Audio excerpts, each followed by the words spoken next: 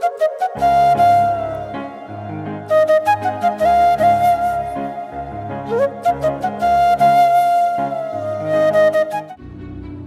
दिन एक किसान के घर पर कुछ मेहमान आते हैं और जब वो मेहमान उस किसान के घर पहुंचते हैं तब वो किसान अपने खेत पर होता है। तो मेहमान किसान के घर पर उस किसान का इंतजार करते हैं। थोड़ी देर बाद वो किसान और उसका पालतू कुत्ता दोनों घर पहुंचते हैं। मेहमान ने उन दोनों को देखा और उस किसान से पूछते हैं कि तुम दोनों एक ही रास्ते से आए हो, पर तुम्हारा कुत्ता बहुत हाँफ रहा है और तुम तो बिल्कुल भी थके नहीं लग रहे, ऐसा क्यों? तभी वो किसान उन्हें बताता है कि हम दोनों एक ही रास्ते से तो आए हैं, लेकिन मैं सीधा घर पर आया हूँ।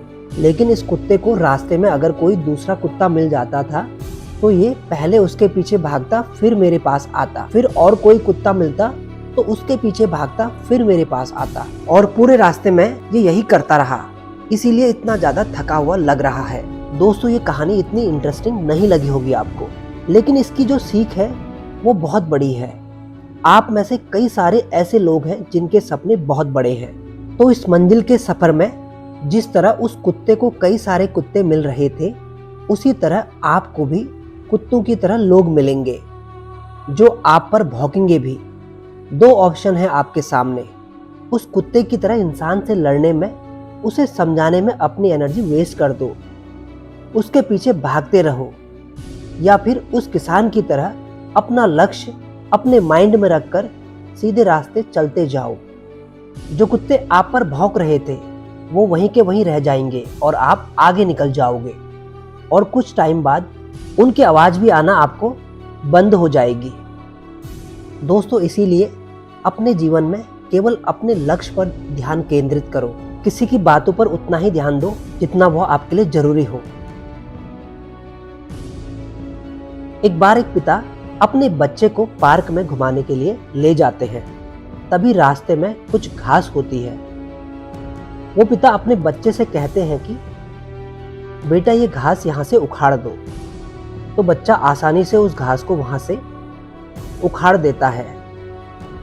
तभी वो दोनों आगे जाते हैं और फिर वहां पर उन्हें एक छोटा सा पौधा मिलता है। तो वो पिता अपने बेटे से कहते हैं कि इस पौधे को भी उखाड़ दो। तो वो जो बच्चा होता है वो थोड़ा सा जोर लगाता है और उस पौधे को भी वहां से उखाड़ देता है। फिर वो दोनों थोड़ा सा और आगे चलते हैं। फिर उन्हें एक थोड़ा बड़ा पौधा मिलता है। पिता कहते हैं कि बेटा, इस पौधे को भी तुम यहां से उखाड़ दो। तो वो बच्चा बहुत जोर लगाता है, अपनी पूरी जान लगा देता है और उस पौधे को वहां से उखाड़ देता है। फिर वो थोड़ा और आगे चलते हैं। फिर वहां उन्हें एक पेड़ मिलता है। तो वो पिता अपने बेटे से कहते हैं कि इसे यहां से उखाड़ दो। बेटा कहता है, पापा, ये पेड़ मुझसे नहीं उखड़ेगा।